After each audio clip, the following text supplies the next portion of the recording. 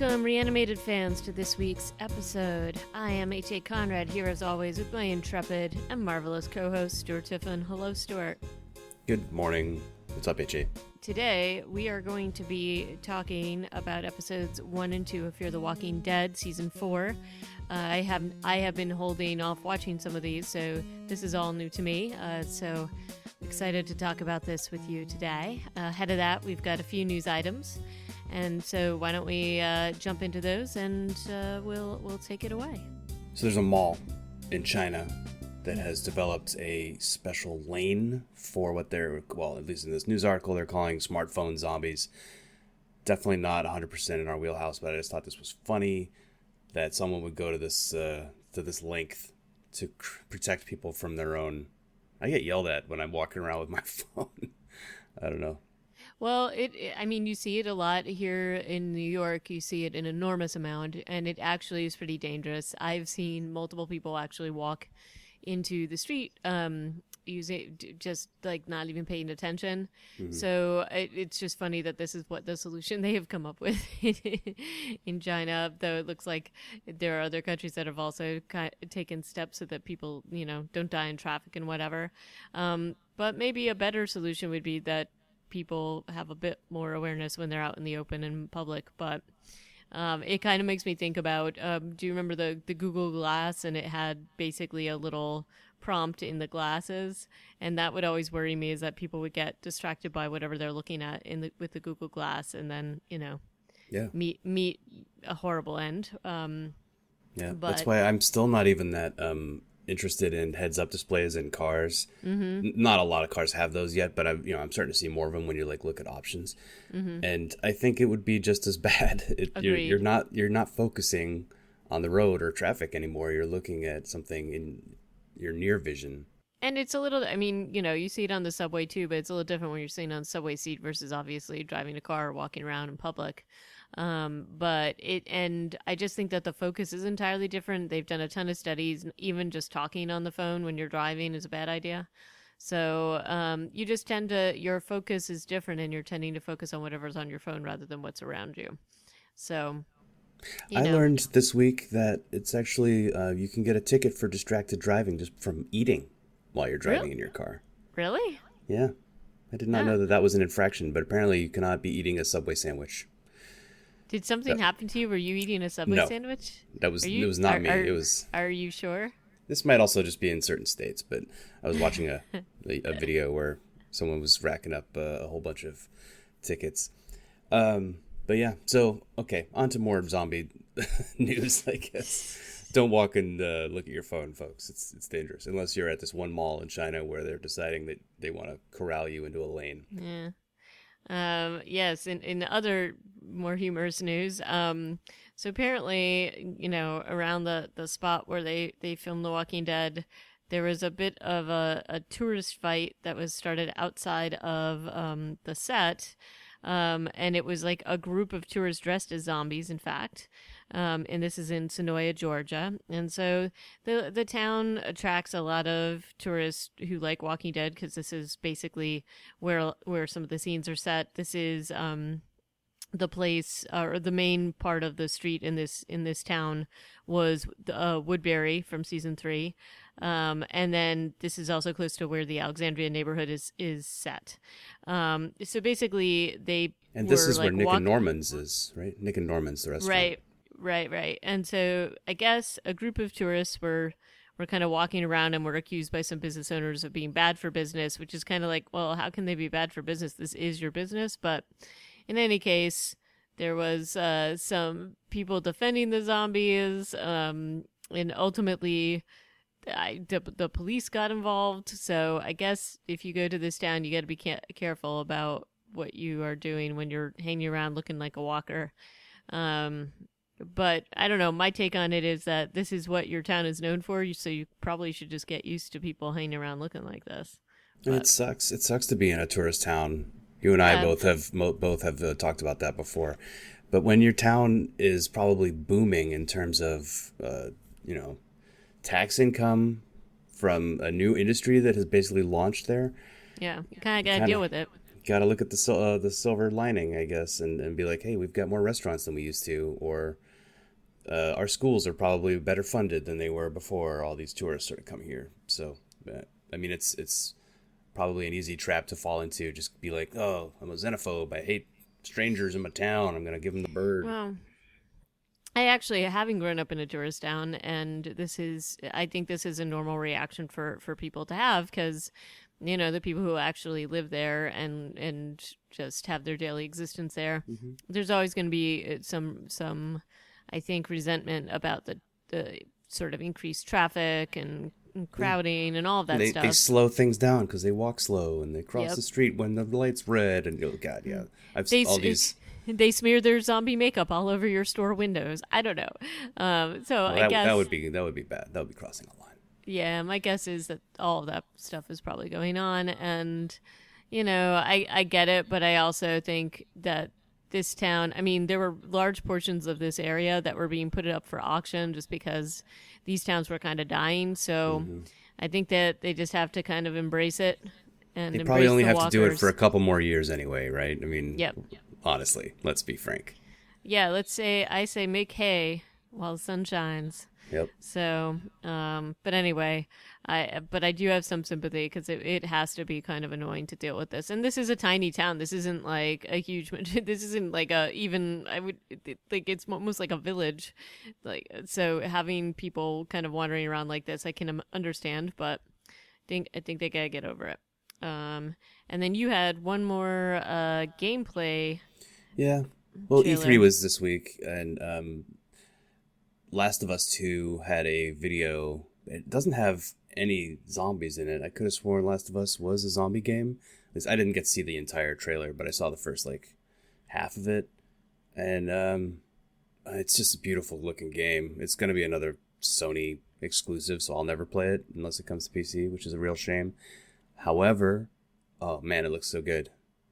It looks so good. Yeah. I don't know if you've seen any of it or any of the footage coming out of that convention. I haven't yet.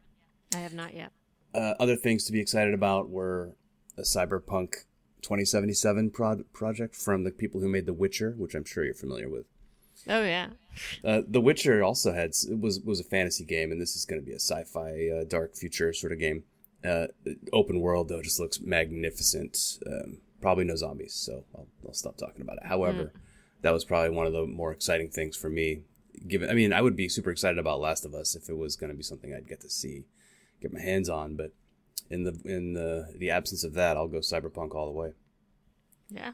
In other news, I've been playing more not Last of Us, State of Decay 2. You'll be happy to know I moved from a large house into a police station.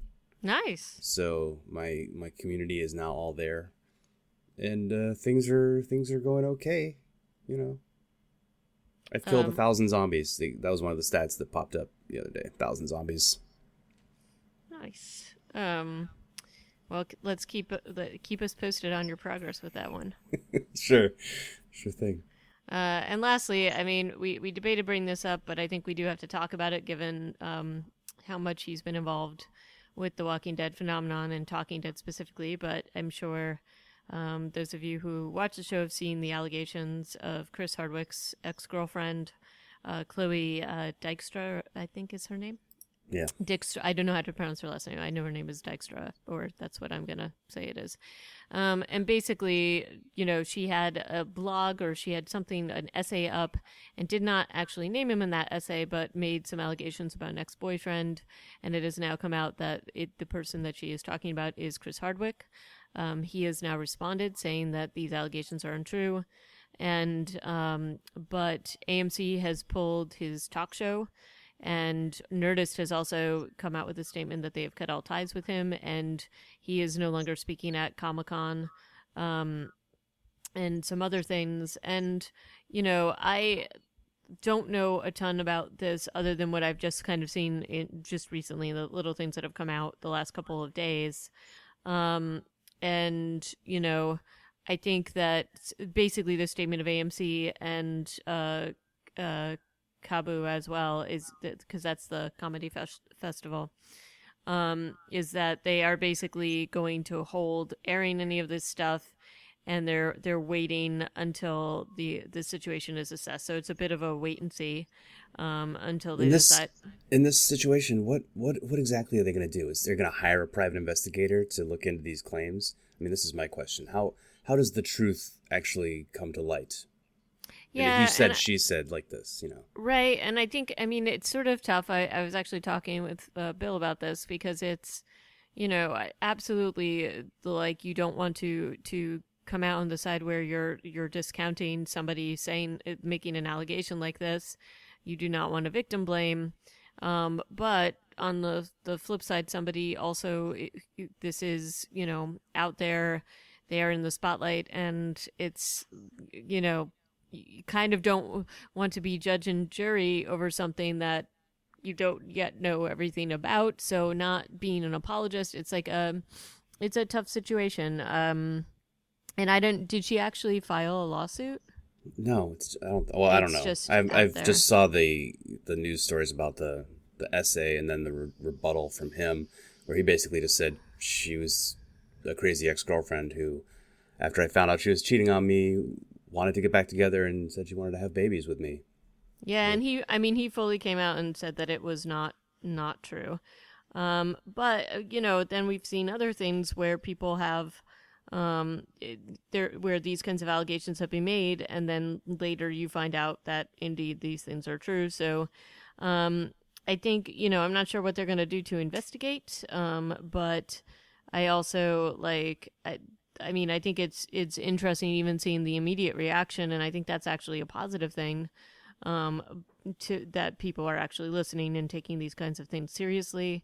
I have to say, I hope that it's not true, but I also think we have seen these stories in the past where you're kind of like, oh, that person is totally a good guy, and then it turns out that indeed these things are absolutely true. So I think you have to be kind of careful and walk that line. And I don't blame AMC and Nerdist for taking these steps just to kind of wait and see and figure out what's happening. But again, how do you determine whether these things are true or not? That's a pretty tough order, a tall order.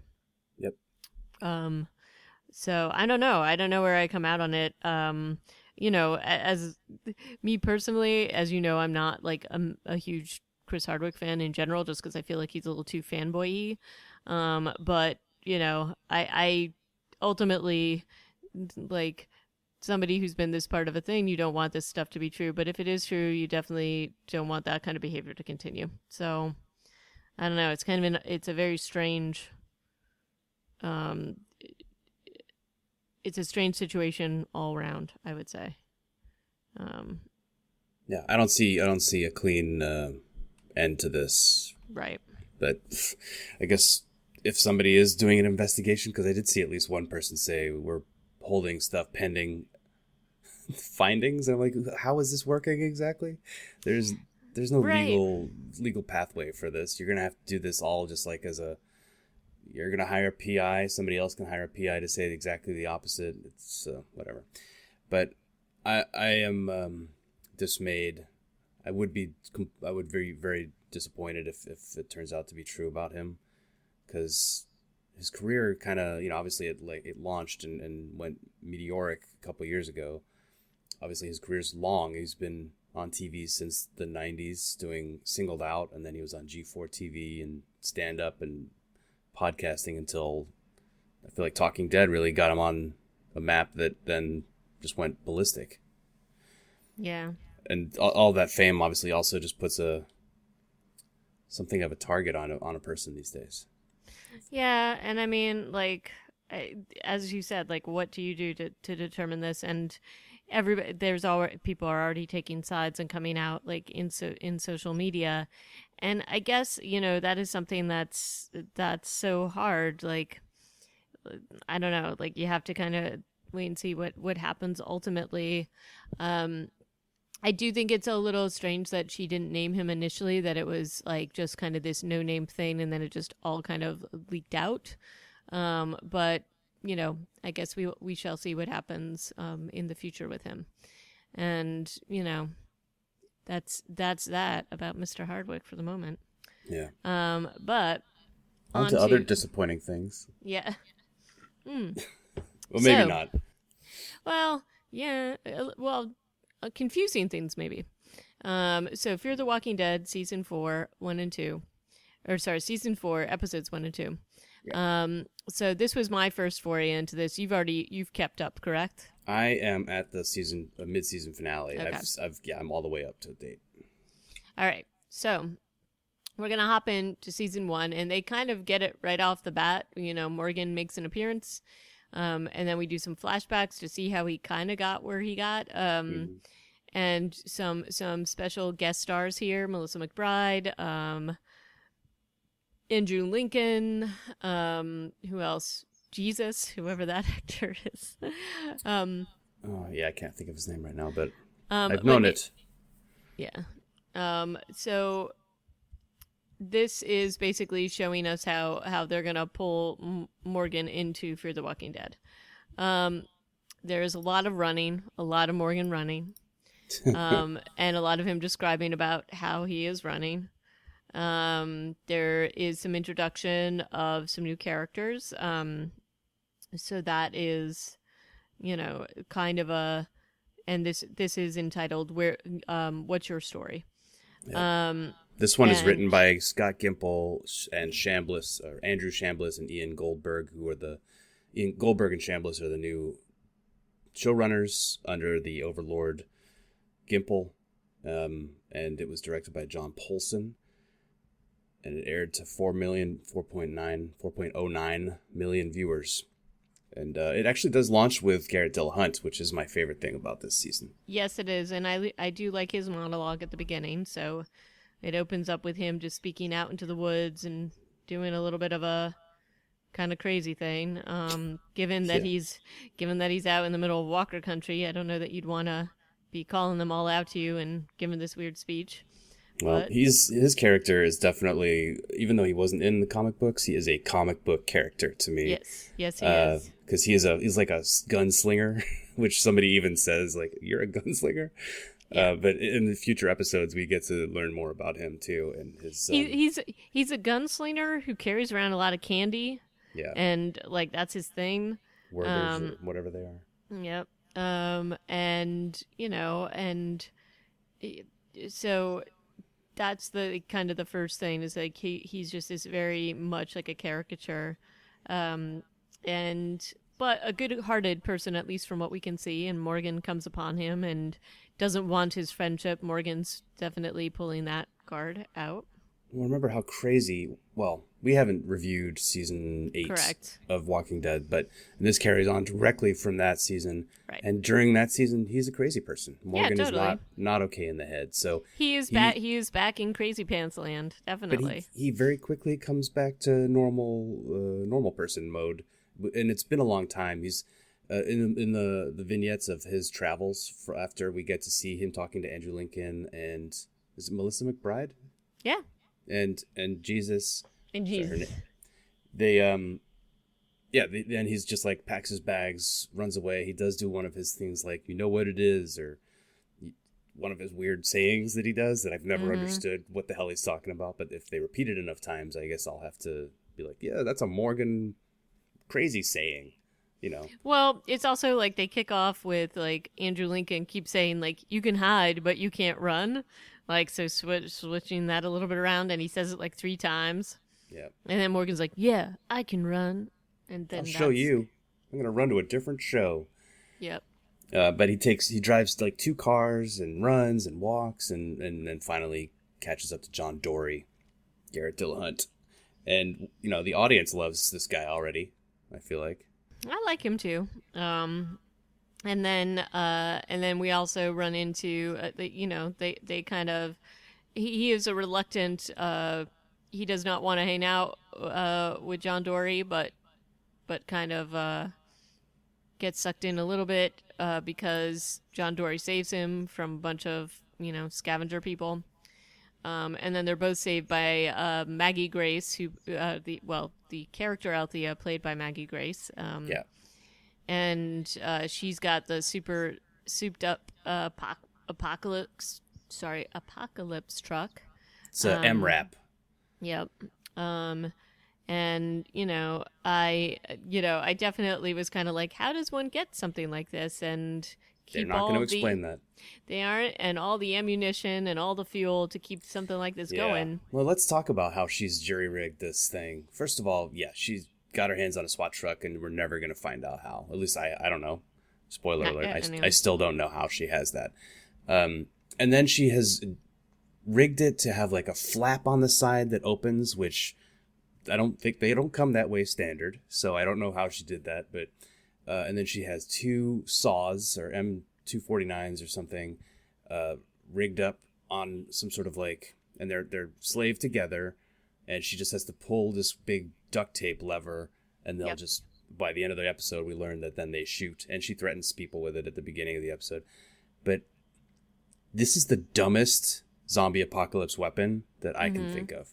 Yep. The price per kill or whatever that metric is that Max Brooks comes up with in World War Z, the book, which you and I both agree is like a really cool idea. This is the opposite of that. Yep. This is, we're going to fire hundreds and hundreds of rounds of ammunition, and the guns, when they do fire, you just see them jumping around on this Yeah. thing that she has set up. There's no way that you can control where these rounds are going, which also makes the scene later even more ridiculous. Yeah. Yeah, But it's, also, the noise that this thing makes is gonna attract every walker from like miles around. Like this is super loud. the guns and the just truck driving. It's Yeah. like a huge. And where are you getting the fuel for this thing? It's not Yep. exactly. There are a lot of questions raised by this vehicle. It's Yep. it's cool, but it's also just like, oh, you're one person and you're operating this by yourself. There's also a lot of questions I have about this character's motivation. All she wants to do is go around and gather people and get their stories with a video camera. How is she keeping that? Like it's just kind of a weird thing. And at this point, as you know, I'm only 2 episodes in, so maybe they go into that a little bit more. But even Morgan kind of calls it out and was like, "Where on earth are you gonna like? What are you gonna do with these things?" And she's keeping that, at least at this point, a secret.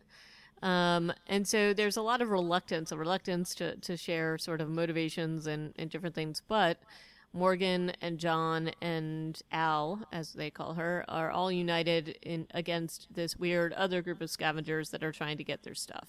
Yeah. I don't, and this is obviously supposed to band them all together, this storyline. They help each other out.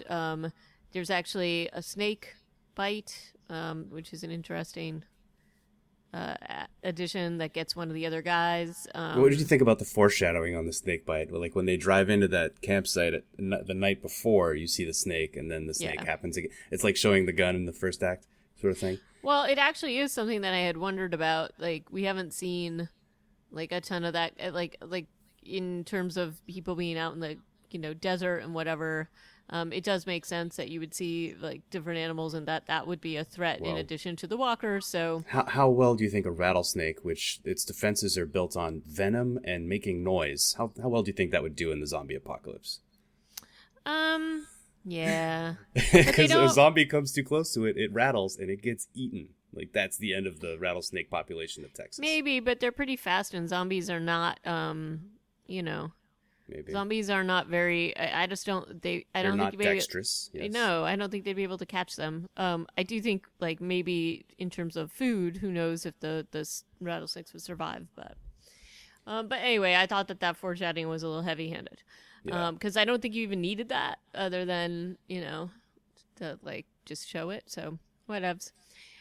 So anyway, we got them reluctantly banded together, but Morgan's still running and continues to run down a road. I don't know, like he seems to be going a little crazy at this point. Yeah. He's very focused on just getting away from people all the time, but Yep. the story doesn't let that happen. This whole season, if I can say something overarching about the whole first half of the season, is about failure. Yep. And so what we're seeing are stories of people who have failed constantly, and I just want you to keep that in mind as we go forward, HA, that failure and you said is also reluctance to tell the story or to reveal facts, and I think that there's a strong element of that on the part of the showrunners too. because Which, yeah. that becomes more clear when we get to the next episode. But so the failures that we're seeing here are Morgan can't get away from people. John Dory really wants to be with people, and he's sad because he can't find his girlfriend. His story is actually, it's romantic. It's like, this is what I mean. He's such a comic book character. You're like, this guy doesn't belong in this universe. And that's probably why, maybe he's going to die. I don't know. Yeah. But he's like nice, and he's just in love, and he's a gunslinger. And he's hopeful. He's hopeful and optimistic. He still thinks he's going to find her, and even says, "Well, if I'm not going to, I won't think about that." Like he's very much like trying to stay in the now and keep positive. Al's mission is very idealistic, also, but she's a little bit more pragmatic because she'll be like, "Now you owe me," and she like holds people kind of hostage. For their stories. It's a little goofy, honestly, and a little unrealistic, but at least she has like an idealistic goal. Morgan has no goal other than run away. Right. And then you've got the people that they fight against in this episode. I forget their names. John and his gang. There's 5 dudes. They're like setting traps to lure people in and then rob them. Like they are at the end of their zombie apocalypse story, and it's obviously not going well for them. So failure, and then they have a big fight at the culmination of this episode, and we also see some other things that become important, like the flag with the number on it, and that's a big thing this season, as you probably gathered now by the end of the second episode. And we also, at the end of this episode, have the appearance of our usual cast, or at least some familiar faces here. So we've got, it's sort of in the midst of rescuing Morgan. We've got a group of, we've got Strand and who else is there? Oh, Luciana, who comes out of freaking nowhere. Yeah, suddenly she's back. Nick and Alicia. Mm-hmm. And that's it. 4 of them. Wait, is that all of them? I think that's everybody in this Alicia, particular... Strand, Lucy, and Nick. Yeah, and they're all gritty, grimy, and packing heat. And they've also set up a trap to rob somebody. Like they're like, and we're like, huh? Yeah, and you can also tell that Morgan and Althea and John Dory are, well-intended people because they offer to get a first aid kit. So it's not like they don't know that these are not people that are going to be terrible, or at least maybe but you're always like, okay, what happened to them? And of course, I thought at the end of this episode, I was like, oh, they're going to fill in the blanks about what's been happening since, Nick blew up the whole freaking dam before. Mm-hmm. And that is definitely not what happened. And how did they find Lucy in all of Mexico? And they're not even in Mexico. Yeah. So it flips into the next episode pretty quickly, and basically it has a flashback, but a flashback to a time that we have not seen yet, and it's definitely after the dam. And we've got all of the familiar faces and Lucy, which is like, again, where did she come from? Yeah, so the timeline is an important point. We have no idea where we are, other than it's taken. Morgan has traveled from Virginia to Texas by car and by foot. That could take a long time, obviously.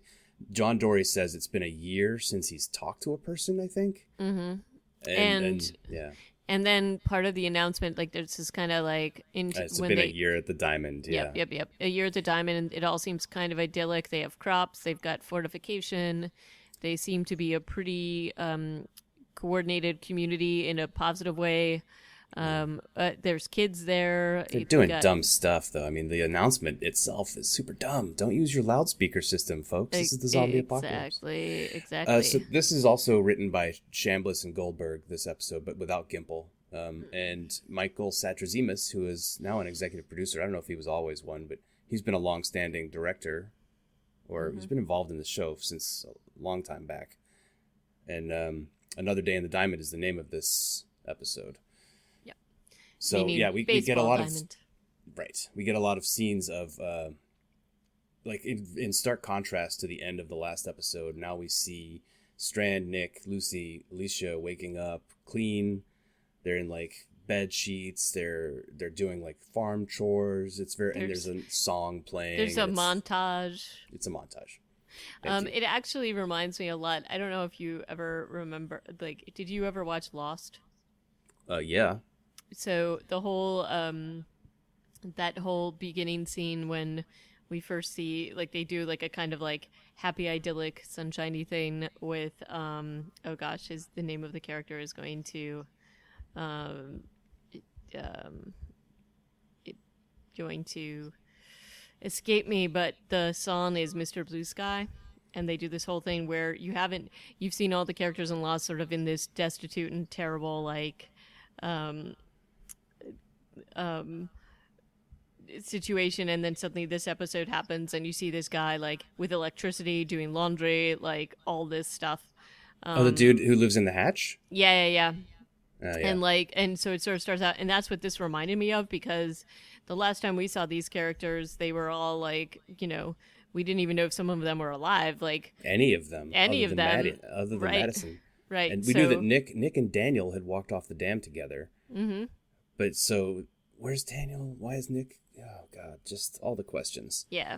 So we just have this whole weird existence that we know nothing about the backstory here, and they don't really fill in a lot of those answers. So, and there's this the key piece of this episode is this little kid, Charlie, who seems innocent, though I was tipped off pretty quickly. What tipped you off? Even the beginning part, it felt like Madison was trying too hard. She seemed almost a little too. It seemed a little bit too much. So basically, Madison's trying to get some information out of this kid who they've apparently found about her family and things like that. And Madison asked her to point. There's something that was off about it. That I was like, oh, she's going to be the villain, or she's going to be a spy.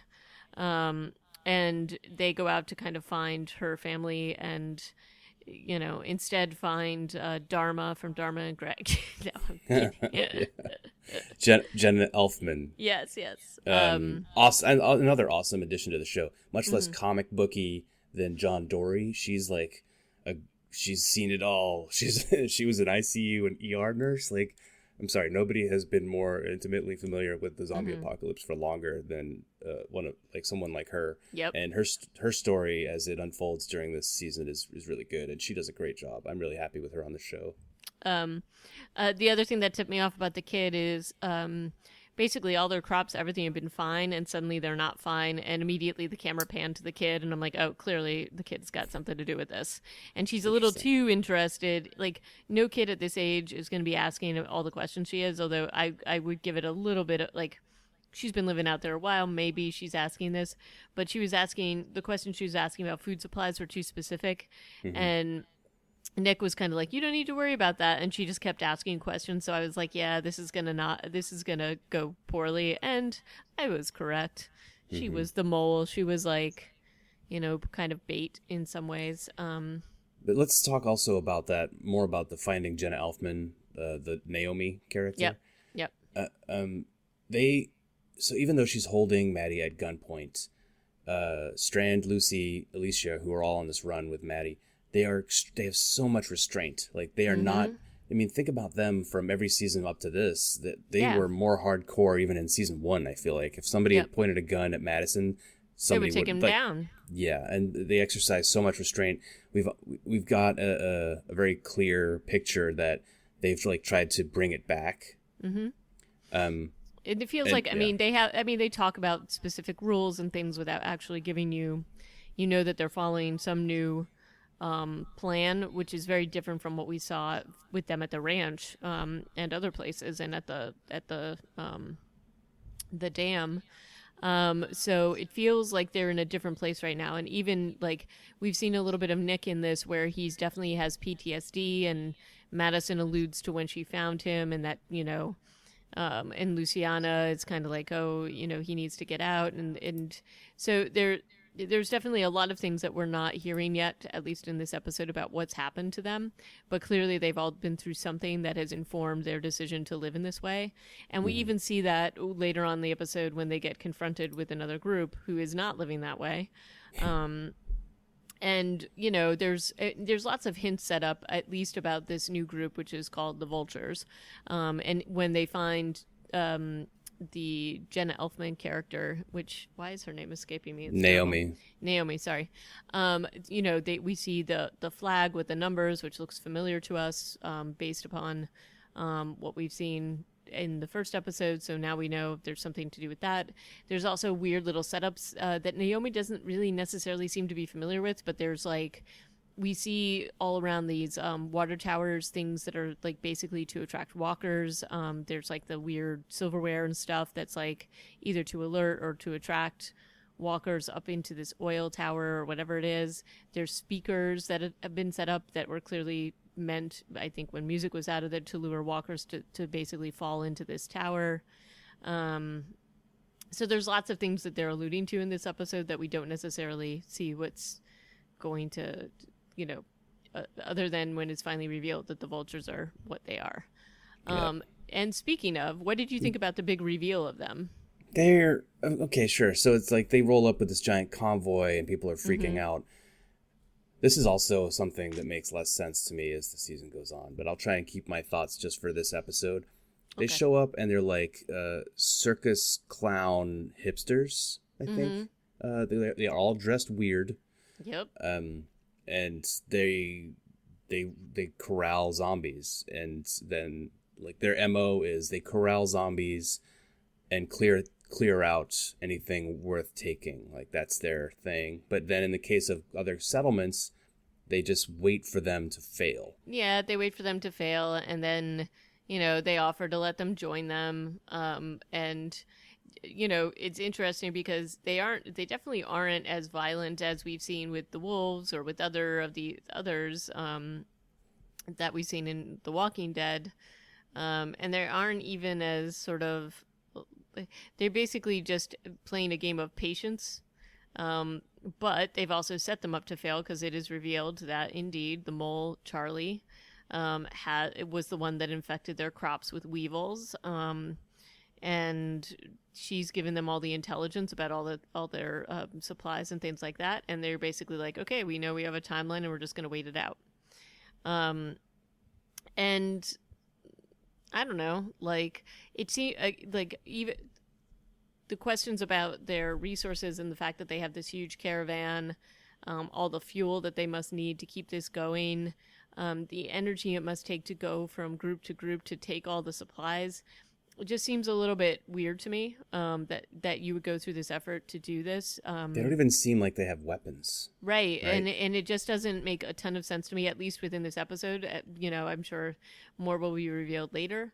But it's just a strange, to me, it's a strange setup, and it's also a strange model for it is survival. Different, and that's what's interesting about it, is that it's different, right? And Yep. it's like the most ominous setting up of a picnic or ever. Yeah, based on I know, the right? music and the scenery, and it's just like, yeah, he's getting out a cooler and he's having some beers and his chair, and we're like, ooh, so scary. And Madison's like, we have 48 people, and he knows exactly how many weapons they have.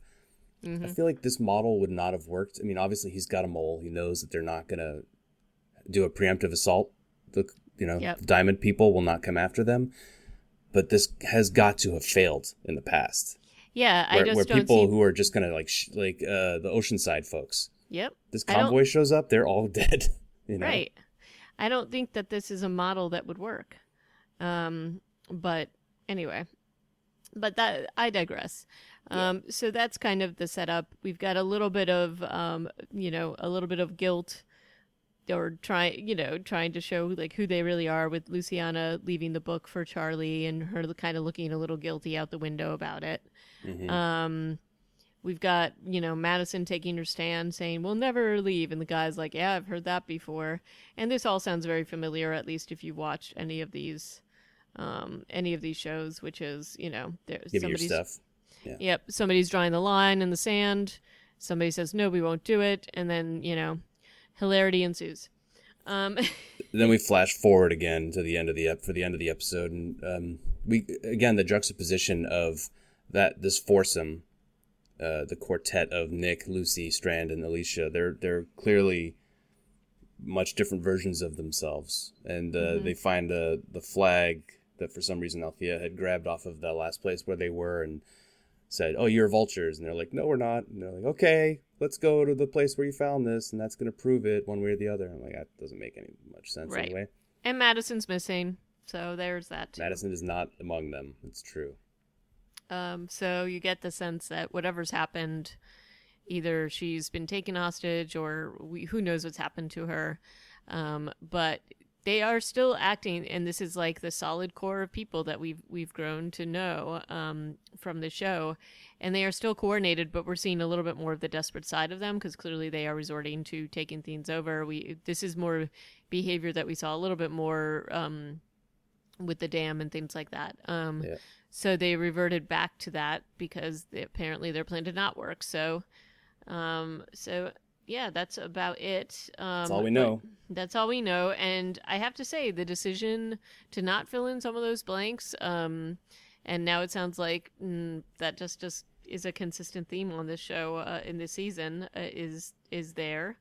And what do you think about that in terms of a storytelling? We've done this. We've talked about this before, and we've gone through this on The Walking Dead. I'm trying to remember which season it was, where it was mostly teased out through flashbacks. It's not coming to me at the moment, but I am not a fan of this. Me neither. I like my stories to be told. Flashbacks can be used to add some color, but I feel like teasing out details, it's just frustrating because then it's like a cliffhanger constantly. Like now we know that they are in this terrible position. Madison's missing, and we're not going to find out. When are we going to find this out? Right. Why do we have to wait so long? And that's just annoying. Well, to me, it's a lazy mechanism for storytelling, only because if you can't get there and show what happened with the characters, and I mean, I feel like it's being used at this point to basically have a reason to introduce new characters and move the timeline forward.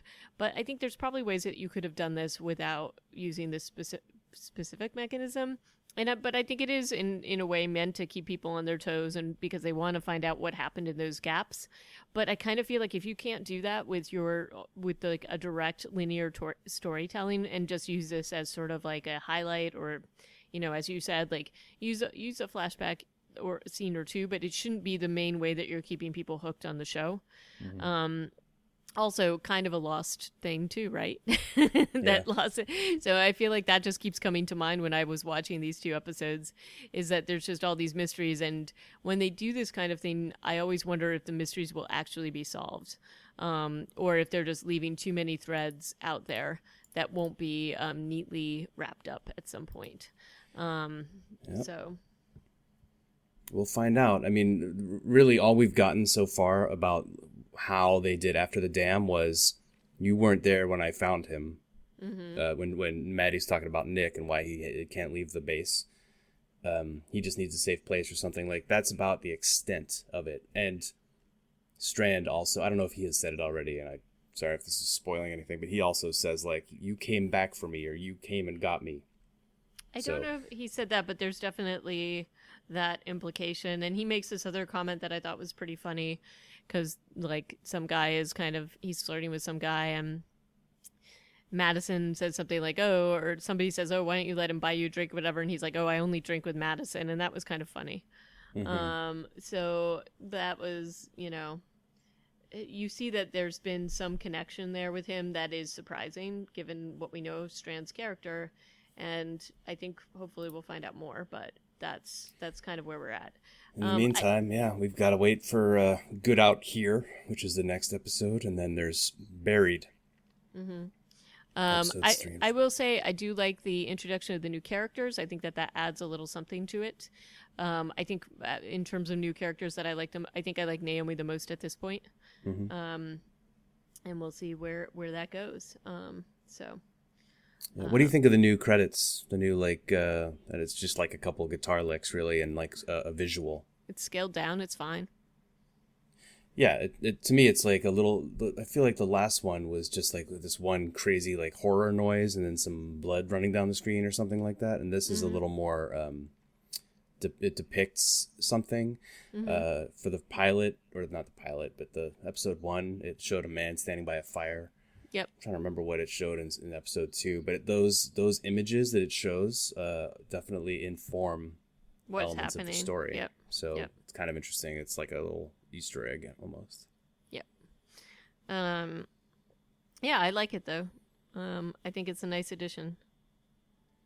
But that's it. That's all I have to say about these two. And I am looking forward to watching the others. I just want the story to progress a little bit more than leaving all these little mysterious storylines hanging out there with nowhere to go yet. I'm with you on that one. Okay, but good out here. Cool. Coming up next. So, if you have comments about episodes 1 and 2 of season 4 of Fear the Walking Dead, feel free to tweet at us. Reanimated PCast is the Twitter handle, and you could leave us a note on our website, reanimatedpodcast.com, or send us an email, reanimatedpodcast@gmail.com. And next week we will be talking about episodes 3 and 4 of Fear the Walking Dead. Hey, and also if you listen to the podcast, you think it's okay, give us a review on iTunes or wherever it is that you can review podcasts where you get them. Be cool. Get more people listening. Yeah. Thanks for listening. And until next time, ciao. Alrighty, bye.